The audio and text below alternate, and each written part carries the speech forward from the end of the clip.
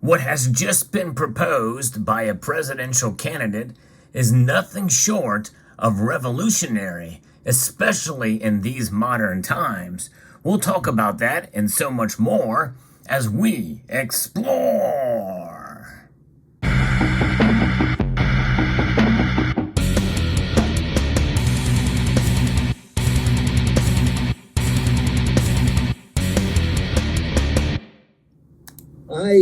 My uncle, President Kennedy, when he was in office, understood the importance of hard currency and the dangers of having pure fiat currency with no other option. He created silver certificates.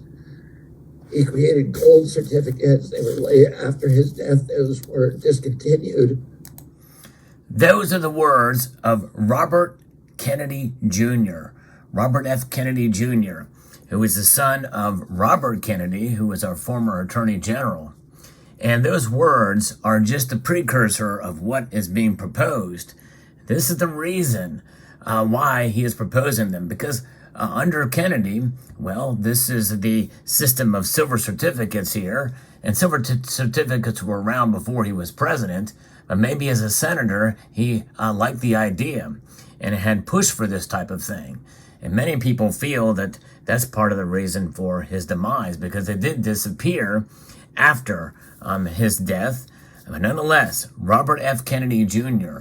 is running for president of the United States as a Democrat, and he's proposing essentially a basis for a sound money standard.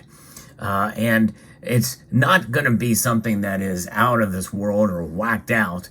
But nonetheless, what he is proposing makes sense, and it's not just a gold standard either, as you can see from the title. I first heard about this. This is actually very recent news, but Louis Silver commented on it. He gave a couple of thoughts on it on his weekly video, and also a friend sent me another article about this, and I went to the source of this. This is from Bitcoin Magazine that talks about it, and obviously their focus is on Bitcoin, but he actually proposes more than just a Bitcoin standard. It's multiple hard assets, which includes gold, silver, and platinum. That's right. And these that you see here. And of course, we have to inject this on there too, because what is the magic silver bullet here? Well, there's a couple of innuendos you can make with that. But I have garnered a lot more respect for Robert F. Kennedy Jr. now.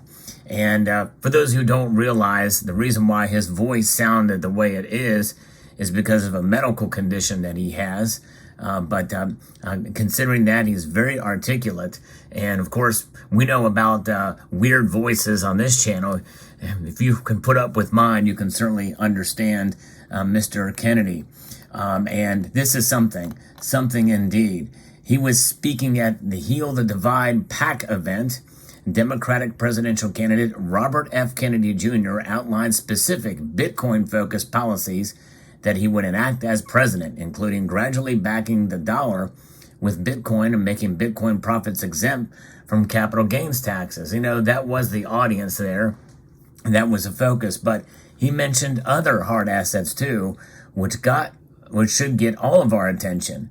My plan would be to start very, very small. Perhaps 1% of issued T-bills, treasury bills, would be backed by hard currency, by gold, silver, platinum, or Bitcoin, Kennedy said, describing his vision for returning to a hard currency standard in the United States.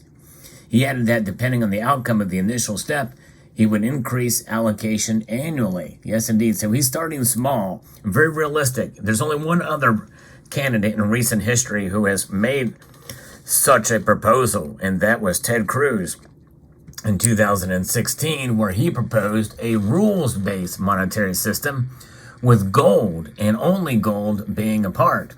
So this takes it a step further, although in a smaller scale, as at 1% for treasury bills, is what Robert F. Kennedy Jr. is proposing here.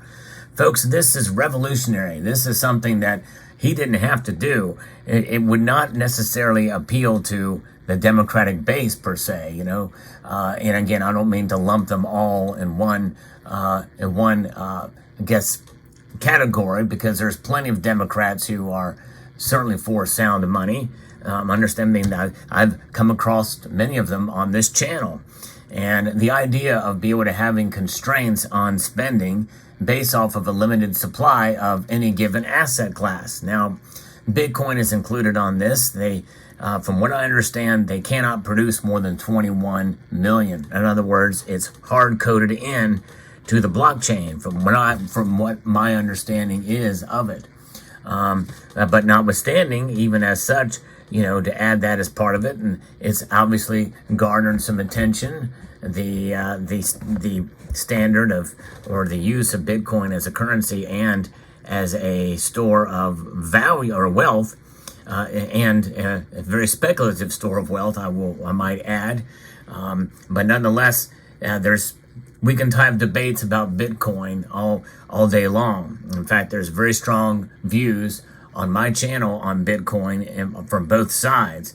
But regardless, Bitcoin is just one aspect of this. And look at gold, silver, and platinum as the focus here too, because he includes those there and mentioned it in this interview, focusing on Bitcoin. And I'm going to talk a little bit more about why that is so special and so unique and so absolutely freaking cool, I must say.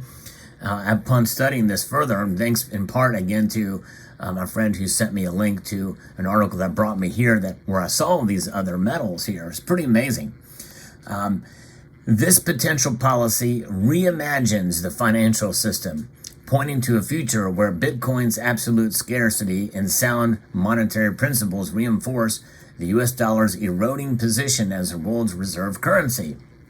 Backing dollars and U.S. debt obligations with hard assets could help restore strength back to the dollar, rein in inflation, and usher in a new era of American financial stability, peace, and prosperity, he declared.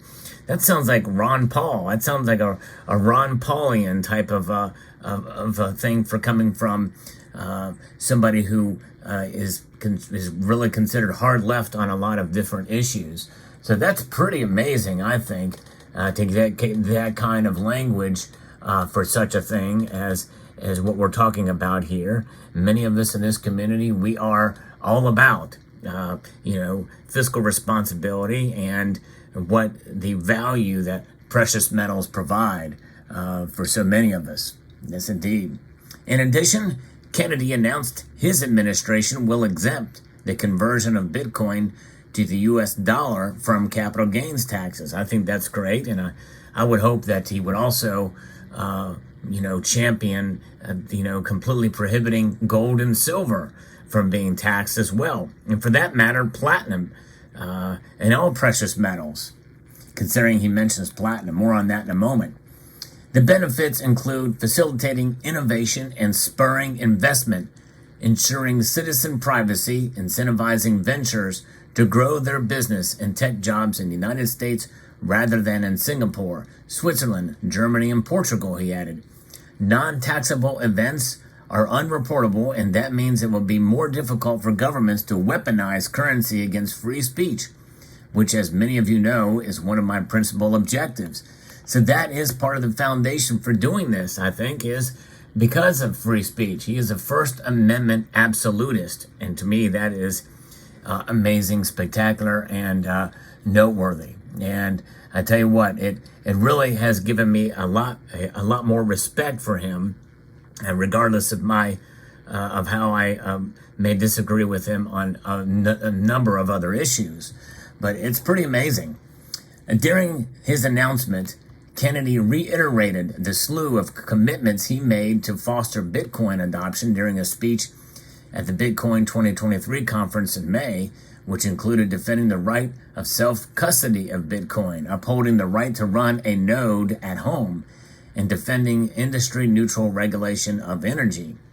Kennedy framed his commitments to Bitcoin as integral to the ideals of his uncle, President John F. Kennedy, and his own visions for governing a free and equitable country.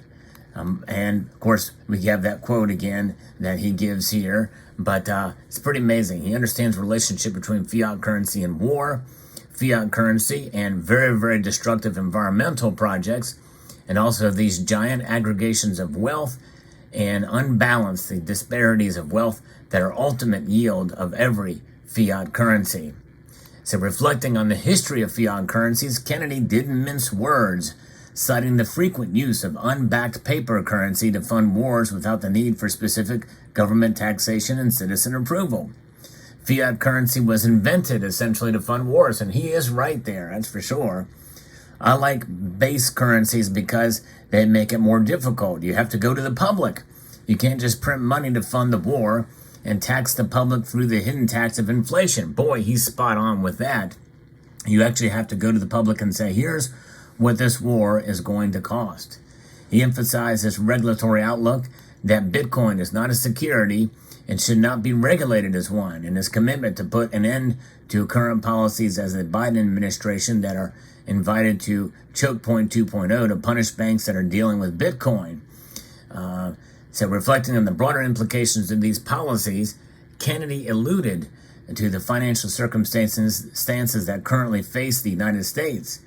We've got a steady growth rate of 6.5% in national debt over the past decade, making the case for forward-looking, comprehensive fiscal strategies from the highest office against the backdrop of Kennedy's proposals for the U.S. Treasury to acquire assets such as Bitcoin and precious metals in an approach that's meant to offer an insurance policy against the country's mounting debt. Boom! Folks, that's it right there. This is why we hold precious metals. And by the way, this is why the United States has gold, 8,000 tons worth in their coffers, because they know, everybody knows it's the ultimate backdrop to fiscal responsibility and insurance policy, a hedge of epic proportions, is exactly what gold provides, and silver too.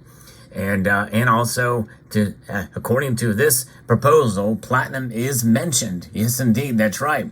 So think about this for a moment. He could have just stopped at saying Bitcoin, especially since he was leaning towards a Bitcoin audience. But he thought this through, and he thinks a multi-metal state, not just gold and silver too, but also platinum. That's right, platinum as well, very well could be a mix in this. I think that is remarkable and amazing. Just the very fact alone that he mentioned it shows that he studied this and sees the potential that platinum has. It is definitely a very limited resource for sure. And he would essentially monetize it by doing this. Monetizing platinum as a metal for the most powerful country in the United States. I was surprised to even see silver mentioned in this. But to add platinum as well, that's groundbreaking, revolutionary, and amazing. So this is something. What an amazing thing.